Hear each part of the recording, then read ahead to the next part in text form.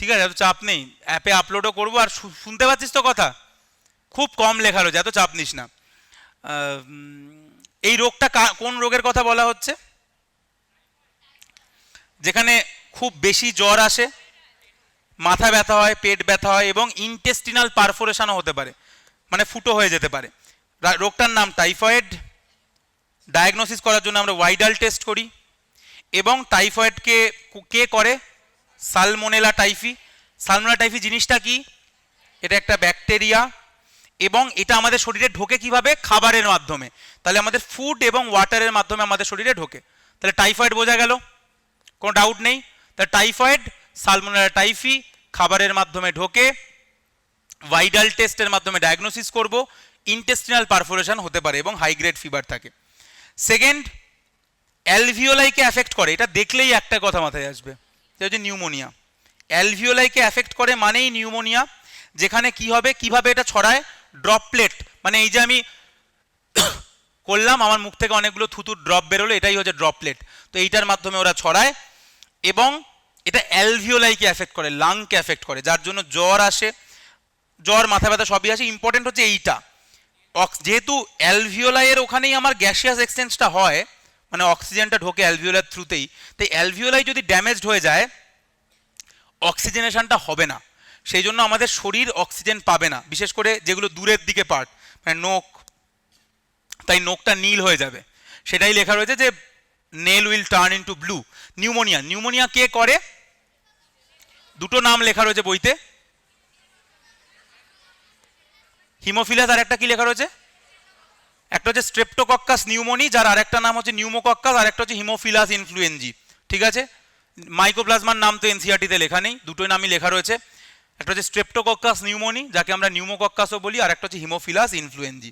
Fine, একই রকম রোগ, কিন্তু যেটা শুধুমাত্র নাক এবং রেসপিরেটরি প্যাসেজকে অ্যাফেক্ট করে, লাংসকে অ্যাফেক্ট করে না। তাহলে এটাকে, এটা হচ্ছে কমন কোল্ড। ভাইরাসের নাম হচ্ছে রাইনো ভাইরাস। এটা 3 থেকে 7 দিন থাকতে পারে এবং এখানেও সর্দি কাশি জ্বর হয়, এটাও ড্রপলেট এবং অ্যারোসলের মাধ্যমে ছড়ায়। তাহলে নিউমোনিয়া, টাইফয়েডের নিউমোনিয়া আর কমন কোল্ডের পার্থক্য কি, যেখান থেকে প্রশ্ন আসবে। নিউমোনিয়া ব্যাকটেরিয়া করে, দুটো ব্যাকটেরিয়ার নাম এনসিআরটিতে লেখা রয়েছে। কমন কোল্ড ভাইরাস করে, হয়ে গেল। নিউমোনিয়া লাংসকে অ্যাফেক্ট করে, এটা করে না। নিউমোনিয়াতে নোক নীল হয়ে যায়, কমন কোল্ডে সেটা হয় না। নিউমোনিয়া কবে সারবে আমরা জানি না, মারাও যেতে পারে মানুষ, ওষুধ দিয়ে বাঁচানোর চেষ্টা করব। কিন্তু কমন কোল্ড জেনারেল 3 থেকে 7 দিন পরে অটোমেটিক্যালি সুস্থ হয়ে যাবে।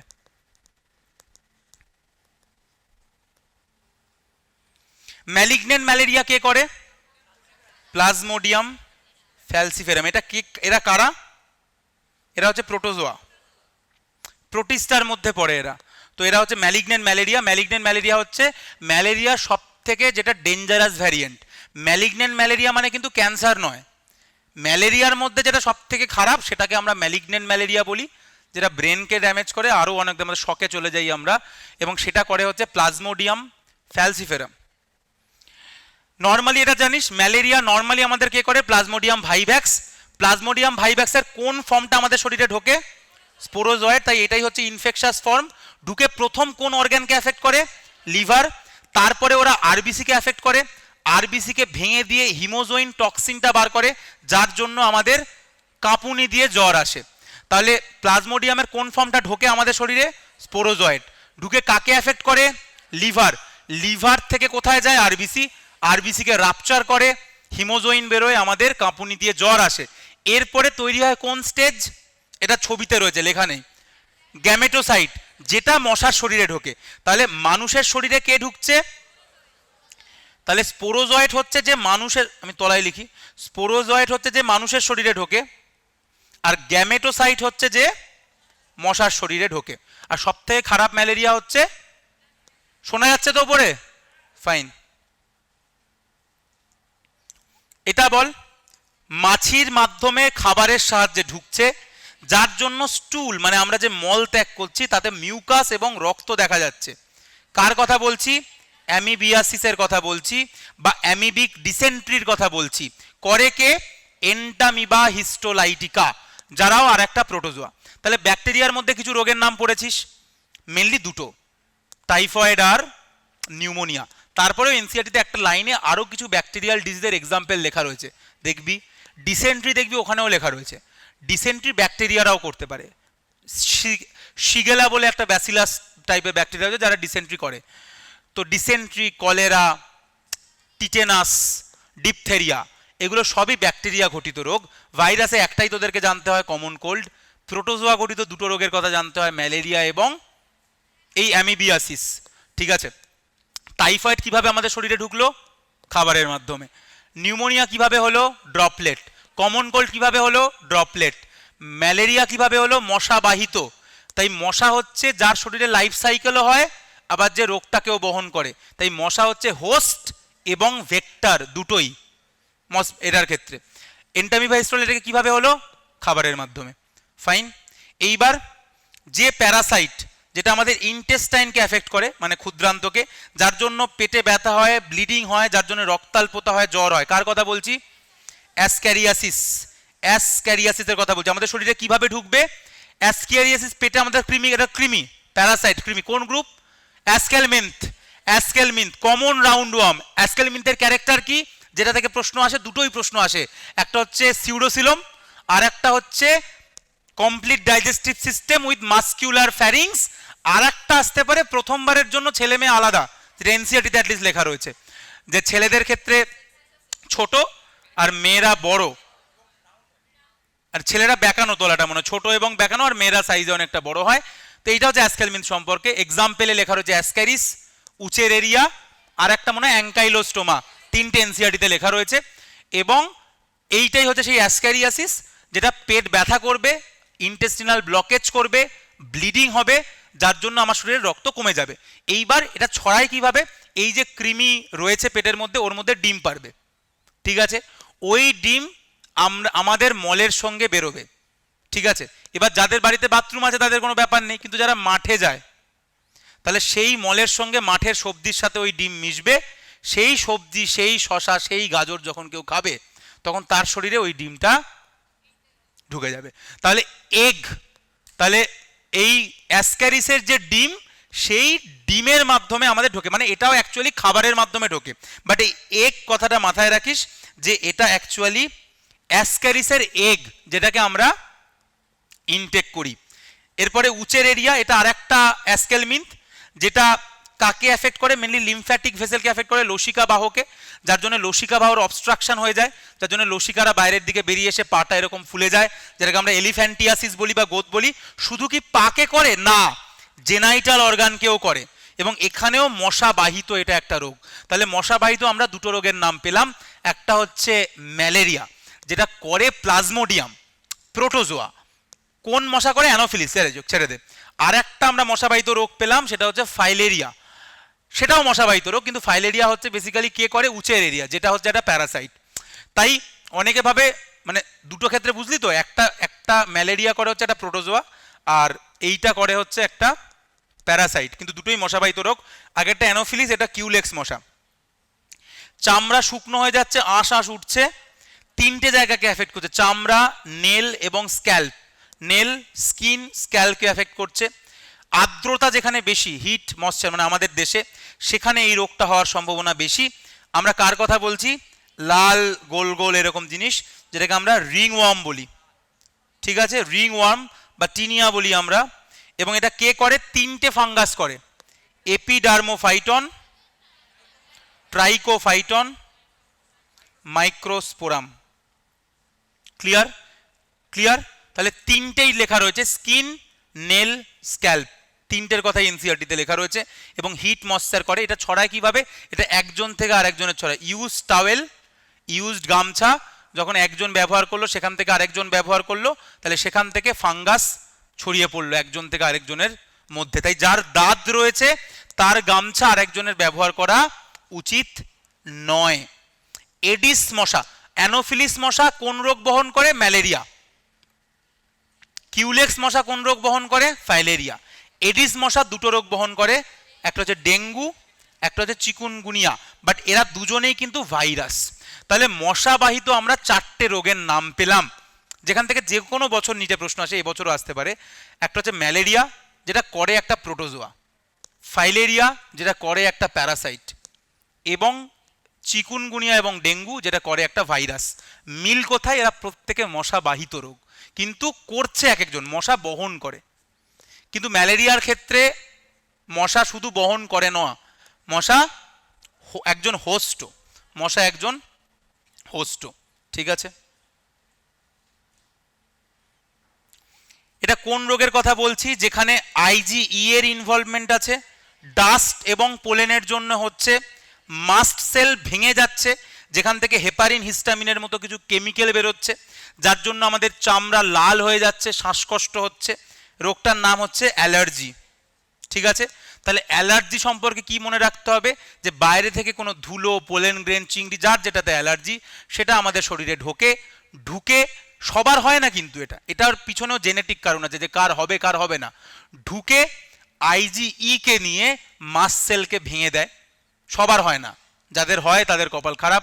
আইজিই গিয়ে মাস্ট সেলকে ভেঙে দেয়, এবং সেখান থেকে হেপারিন, হিস্টামিনের মতো কেমিক্যাল বেরোয়, সেরোটোনিনের মতো কেমিক্যাল বেরোয়, যার জন্য আমাদের চামড়া লাল হয়ে যায়, আমাদের এই শ্বাসনালী ছোট হয়ে যায়, যার জন্য আমাদের শ্বাসকষ্ট হয়, আমাদের গা চুলকায়, এই সমস্ত জিনিসগুলো হয়, যেটাকে আমরা অ্যালার্জি বলি। তাই অ্যালার্জির যদি আমাকে ট্রিটমেন্ট করতে হয়, তিনটেই ওষুধ আছে মেনলি। একটা হচ্ছে হিস্টামিন, যেহেতু অ্যালার্জি করে তাই অ্যান্টি হিস্টামিনিক দেব, তার সঙ্গে অ্যাড্রিনালিন ভালো কাজ করে, এবং স্টেরয়েড ভালো কাজ করে। কোন স্টেরয়েড? কর্টিসল। ঠিক আছে, যেটা আমরা হরমোনেও বললাম যে ওটা অ্যাকচুয়ালি সব কিছুকে সাপ্রেস করে, ইমিউনও সাপ্রেস করে। কোনো জেনেটিক কারণ কিংবা কোনো অজানা কারণে যদি আমাদের ইমিউনিটি আমাদেরকেই অ্যাটাক করে, তাহলে অটো ইমিউন রোগ। এর এক্সাম্পল কি কি তোরা জানিস? মায়াস্থেনিয়া গ্রেভিস তো তোরা পড়েইছিস, রিউমাটয়েড আর্থ্রাইটিস, এসএলই, ভিটিলিগো, এছাড়া যেটা এনসিআরটিতে রয়েছে গ্রেভস ডিজিজ। এগুলো সবই হচ্ছে এক একটা অটো ইমিউন ডিজিজের এক্সাম্পল। তাহলে অটো ইমিউন ডিজিজ কেন হয়? কোনো জেনেটিক কারণ কিংবা কোনো অজানা কারণের জন্য। এডস সম্পর্কে কি কি প্রশ্ন আসতে পারে? একটা হচ্ছে এডস করে কে? কেউ জিজ্ঞাসা করবে না। এইচআইভি করে, সবাই জানে। এইচআইভির মধ্যে কি থাকে? এটা একটা প্রশ্ন, অনেকে গুলিয়ে ফেলে। এইচআইভি হচ্ছে একটা আরএনএ ভাইরাস, কিন্তু এইচআইভিকে আমরা রেট্রোভাইরাসও বলি। কেন রেট্রোভাইরাস বলি? তার কারণ এইচআইভির মধ্যে যে আরএনএটা রয়েছে সেটা আমাদের শরীরে ঢুকে ডিএনএতে কনভার্ট হয়ে যায়। তার কারণ কি? তার কারণ এই ভাইরাসের মধ্যে একটা এনজাইম রয়েছে যার নাম রিভার্স ট্রান্সক্রিপ্টেজ। তাহলে এইচআইভি ভাইরাস কি করে? আমাদের শরীরের যারা ইননেট ইমিউনিটি, প্রথমে তোকে কে বাঁচানোর চেষ্টা করবে? ইননেট ইমিউনিটি, যার মধ্যে ম্যাক্রোফেজ ট্যাক্রোফেজ আছে, তো ওদেরকে অ্যাটাক করে প্রথমে। এবং ভাইরাসটা কি করে? তার যে আরএনএ পার্টিকেল সেইটাকে তোর কোষের মধ্যে ঢুকিয়ে দেয়। ঢোকার পরেই ওটা যদি আরএনএ হতো ওটাকে মেরে ফেলতো আমার শরীর, কারণ আমার বডি দেখেছে এটা আরএনএ ভাইরাস ঢুকছে। কেন আমরা পারি না? কারণ আমার বডি দেখে নিয়েছে যে এটা আরএনএ ভাইরাস ঢুকছে, তো বডি রেডি আরএনএকে মারার জন্য। মালটা ঢুকেই ফক করে ডিএনএতে কনভার্ট হয়ে গেল, শেষ। আমার বডি বোকা হয়ে গেল, এতদিন ধরে বোকাই হয়ে আছে। কারণ যার শরীরে ঢুকছে তার শরীরে তো প্রথমবারই ঢুকছে না, তাই সে বোকা। আর যার শরীরে ঢুকে গেছে সে তো আর আরেকজনকে গিয়ে তার শরীরকে বোঝাতে পারছে না যে দেখো এরকম হতে পারে, তাই বোকা হয়ে যাচ্ছে। আরএনএটা ফট করে ডিএনএতে কনভার্ট হয়ে যাচ্ছে এবং কিছু করতে পারছে না। এবার ওই যে ডিএনএতে কনভার্ট হয়ে গেল, ওই ডিএনএ ওই আমাদের যে কোষ তার ডিএনএর সঙ্গে ইন্টিগ্রেট করে নতুন নতুন ভাইরাল পার্টিকেল তৈরি করছে এবং আমার কোষগুলোকে ভেঙে বেরিয়ে যাচ্ছে। তো ম্যাক্রোফাজকে তো ওরা ধ্বংস করেই, তবে তোদের এমসিকিউর জন্য যেটা মাথায় রাখতে হবে, যে যাকে ওরা মেনলি ড্যামেজ করে এরপরে, সেটা হচ্ছে টি হেল্পার লিম্ফোসাইট। টি হেল্পার লিম্ফোসাইটকেও ড্যামেজ করে, যাই জন্য টি হেল্পার লিম্ফোসাইটের কাউন্ট কমে যায়। সেই জন্য আমরা যদি দেখতে চাই যে এইচআইভি কতটা সিভিয়ার, মানে কতটা ড্যামেজ করেছে, আমরা CD4 কাউন্ট চেক করি। কারণ এই টি হেল্পার সেলের গায়েই CD4 বলে একটা গেট থাকে, একটা চ্যানেল থাকে, যেটা দেখে আমরা চেক করি আর কি, যেটা টি হেল্পার সেলের গায়ে এই CD4 জিনিসটা থাকে। তো যাই হোক, তাহলে টি হেল্পার লিম্ফোসাইট অ্যাকচুয়ালি কি করছিল? আমাদের ইমিউনিটি প্রোভাইড করে। তাহলে ইমিউনিটি যদি ধ্বংস হয়ে যায় তাহলে তোর বিভিন্ন রকম রোগ হবে। তাহলে এডসে মৃত্যু হবে না তোর এইচআইভির জন্য, এডসে তোর মৃত্যু হবে, অন্যান্য রোগ হবে তোর শরীরে। সেখানে কি কি রোগ হতে পারে? যে কোনো ব্যাকটেরিয়াল হতে পারে, ভাইরাল হতে পারে, ফাঙ্গাল হতে পারে, প্যারাসাইটিক হতে পারে, যে কটা আমরা পড়লাম সব রকমের রোগ হতে পারে। ব্যাকটেরিয়ার মধ্যে সব থেকে কমন হয় মাইকোব্যাকটেরিয়া, আর প্যারাসাইটের মধ্যে সব থেকে কমন হয় হচ্ছে সবথেকে কমন নয়, বাট এনসিআরটিতে ওটাই লেখা রয়েছে। তাই প্যারাসাইটের মধ্যে টক্সোপ্লাজমা এবং ব্যাকটেরিয়ার মধ্যে মাইকোব্যাকটেরিয়া। তবে এটা ছাড়াও ভাইরাল, ফাঙ্গাস, যে কোনো ইনফেকশন হতে পারে এডস হলে, এবং এটাকে টেস্ট করার জন্য আমরা কি করি? এলাইজা। ঠিক আছে, তাহলে এইচআইভি হচ্ছে আরএনএ ভাইরাস, এটা একটা রেট্রোভাইরাস, রিভার্স ট্রান্সক্রিপ্টেজ থাকে, এলাইজার মাধ্যমে আমরা ডায়াগনোসিস করি, এবং এটা টি হেল্পার লিম্ফোসাইটকে নষ্ট করে দেয়, তার কাউন্ট কমিয়ে দেয়। ক্যান্সার, ক্যান্সারে মেন কি ব্যাপার? ক্যান্সার মানে হচ্ছে, ক্যান্সার কেন হচ্ছে? কারণ নর্মালি ক্যান্সার মানে হচ্ছে যখন আনলিমিটেড সেল ডিভিশন হয়, একটা সেল থেকে দুটো সেল তৈরি হওয়ার কথা, তার জায়গায় যখন 10টা সেল তৈরি হয়, 100টা সেল তৈরি হয়, তখন সেটা হচ্ছে ক্যান্সার। সেটা নর্মালি হয় না, কারণ নর্মালি যখনই একটা সেল থেকে 10টা সেল তৈরি হতে যাবে, তখন একটা সেল একটা সেলের সঙ্গে টাচে এলেই সেটা আর হবে না, বন্ধ হয়ে যাবে। এটাকেই আমরা কন্ট্যাক্ট ইনহিবিশন বলি। তো যখন এই কন্ট্যাক্ট ইনহিবিশনটা নষ্ট হয়ে যায়, তখনই ক্যান্সার হয়। তাহলে ক্যান্সার কেন হয়? কন্ট্যাক্ট ইনহিবিশন নষ্টের জন্য। এবং যার জন্য ক্যান্সার বা ম্যালিগনেন্সি বা ম্যালিগনেন্ট টিউমার, যেটা টিউমার দু রকমের হয়, একটা হচ্ছে বিনাইন টিউমার, যেটা একটা জায়গাতেই কনফাইন্ড, সেটা তার থেকে বাড়ছে না। ম্যালিগনেন্ট টিউমার মানে যেখানে এমন সেল ডিভিশন হতে শুরু করেছে, এমন হতে শুরু করেছে যেখানে হু হু করে দূরে ছড়িয়ে পড়ছে, যেটাকে আমরা কি বলি? মেটাস্ট্যাসিস বলি আমরা। তাহলে ম্যালিগনেন্ট টিউমারের ক্যারেক্টার হচ্ছে মেটাস্ট্যাসিস, এবং এখানে কন্ট্যাক্ট ইনহিবিশন নষ্ট হয়ে যায়। এবং কেন কন্ট্যাক্ট ইনহিবিশন নষ্ট হলো? কেন? তার কারণ কার্সিনোজেন, মানে কোনো একটা কার্সিনোজেন আমাদের এটা করলো। কার্সিনোজেন মানে যারা ক্যান্সার করে তাদেরকে আমরা কার্সিনোজেন বলি। কার্সিনোজেন কারা হতে পারে? রে হতে পারে, যেগুলো সূর্য থেকে আসছে, পৃথিবীর মধ্যে রয়েছে। রে দু রকমের হয়, একটা হচ্ছে আয়োনাইজিং, একটা হচ্ছে নন আয়োনাইজিং। প্রশ্ন এটা থেকে বারবার আসে, নন আয়োনাইজিং রে এর এক্সাম্পল হচ্ছে আলট্রাভায়োলেট। আর বাকি তোর যে এক্স রে বল, আলফা রে বল, বিটা রে বল, এগুলো সব হচ্ছে আয়োনাইজিং রেডিয়েশনের এক্সাম্পল। এছাড়া ভাইরাসও ক্যান্সার করতে পারে, যাদেরকে আমরা অঙ্কোজেনিক ভাইরাস বলি, যেরকম হিউম্যান প্যাপিলোমা ভাইরাস, এরা ক্যান্সার করে। ঠিক আছে, এই সমস্ত জিনিসগুলো আমরা করতে পারি। ক্যান্সারের ডায়াগনোসিস করার জন্য আমরা দুটো জিনিসকে ইউজ করতে পারি, বিভিন্ন টেস্টকে ইউজ করতে পারি, বিভিন্ন রেডিওলজিক্যাল টেস্ট, মানে আমরা এক্স রে করতে পারি, সিটি স্ক্যান করতে পারি, এমআরআই করতে পারি। এক্স রে মানে এক্স রে, সিটি স্ক্যান মানে কি? সিটি স্ক্যানেও অ্যাকচুয়ালি এক্স রেকেই ব্যবহার করা হয়। সিটি স্ক্যানে অ্যাকচুয়ালি এক্স রেকে ব্যবহার করে একটা 3D ইমেজ তৈরি করা হয়। এক্স রে জিনিসটা 2D, সবাই এক্স রে তো দেখেছিস, একটা জাস্ট প্লেট, যেখানে শুধুমাত্র তোর লাংসের একটা 2 ডাইমেনশনাল ইমেজ দেখা যাচ্ছে। কিন্তু সেটাকেই যখন আমরা 3 ডাইমেনশনালি দেখতে চাইবো, তখন সেই এক্স রেকে ব্যবহার করে আমরা যে টেস্টটা করি তার নাম সিটি স্ক্যান। তো এই প্রশ্নটা বারবার আসে যে সিটি স্ক্যান কাকে ব্যবহার করে? এক্স রেকে ব্যবহার করে। এবং দেখ, অলরেডি আমি বলেছি যে এক্স রে কিন্তু একটা কার্সিনোজেন। তাই যারা বেশি, এই জন্য আমরা সবসময়, জীবনে কেউ 3-4 বার সিটি স্ক্যান করালে কোনো অসুবিধা নেই, কিন্তু আমরা চেষ্টা করি যাতে সিটি স্ক্যান কম করানো যায়। এই জন্য যারা প্রেগনেন্ট মা, তাদেরকে আমরা সিটি স্ক্যান করাই না, কারণ সিটি স্ক্যান জিনিসটা সবসময় একটা রেডিয়েশন, একটা রে, বোঝা গেল, যেটা ইটসেলফ একটা কার্সিনোজেন। মানে ক্যান্সার ডায়াগনোসিস করার জন্য তুই সিটি স্ক্যান করছিস, কিন্তু সেইটা করতে ধর তার ক্যান্সার নেই, সে রোজই তার ভয় লাগছে, সেই একটা করে সিটি স্ক্যান করাচ্ছে, 10 বার সিটি স্ক্যান করা তার ক্যান্সার হয়ে গেল। তো ক্যান্সার ইটসেলফ সিটি স্ক্যান করতে পারে, কারণ সিটি স্ক্যানে এক্স রে রয়েছে। কিন্তু সেখান থেকে সেফ হচ্ছে এমআরআই। এমআরআই এর মধ্যে কোনো রে নেই, এটা শুধুমাত্র একটা ম্যাগনেটিক ফিল্ড। তাই এমআরআই তুই মাল্টিপল টাইম করতে পারিস, কিন্তু ওখানেই ক্যাচটা রয়েছে, সিটি স্ক্যান করতে 3000 টাকা খরচ হয়, এমআরআই করতে 10,000 টাকা খরচ হয়। এই জন্য লোকে আবার এমআরআই করাতে পারে না, লোকে একদম 200 টাকার এক্স রেতে চলে যায়, একদম কোনো চাপ নেয় না। তো এক্স রেতে কিছুই বোঝা যায় না খুব একটা, সিটি স্ক্যান তার থেকে ভালো, এমআরআই সব থেকে ভালো, এবং এমআরআই এর কোনো রেডিয়েশনও নেই। তাই এমআরআই করলে ক্যান্সার হওয়ার সম্ভাবনা নেই। ট্রিটমেন্ট কি ক্যান্সারের? ক্যান্সারের ট্রিটমেন্ট একটা তো যে টিউমার হলে সেটাকে সার্জারি করে বাদ দিয়ে দাও, অথবা কেমোথেরাপি, রেডিওথেরাপি করে পুড়িয়ে দাও। আর একটা হচ্ছে ইমিউনোথেরাপি করতে পারো, যেখানে আলফা ইন্টারফেরন দাও এবং তোমার ইমিউন যে সিস্টেম তাকেই অ্যাক্টিভেট করে দাও, যে গিয়ে ক্যান্সার সেলগুলোকে মেরে ফেলবে, যেটার এক্সাম্পল হচ্ছে আলফা ইন্টারফেরন। বোঝা গেল? তাহলে এই কটা ট্রিটমেন্ট ক্যান্সারে রয়েছে। তাহলে বোঝা গেল আর কোনো রোগ নেই এনসিআরটিতে। বোঝা গেল? সব কটা রোগ মাথায় ঢুকলো সবার? ওপরে যারা রয়েছে ঢুকে গেছে মাথায়? এখান থেকে তো ডেফিনেটলি প্রশ্ন আসবে। কটা প্রশ্ন আসবে আমি জানি না, 5টা আসতে পারে, 6টা আসতে পারে, ডেফিনেটলি 5 থেকে 6টা প্রশ্ন এইটুকু জায়গা থেকে আসবেই আসবে। বোঝা গেল? ক্লিয়ার? কারোর কোনো ডাউট এখনো অবধি?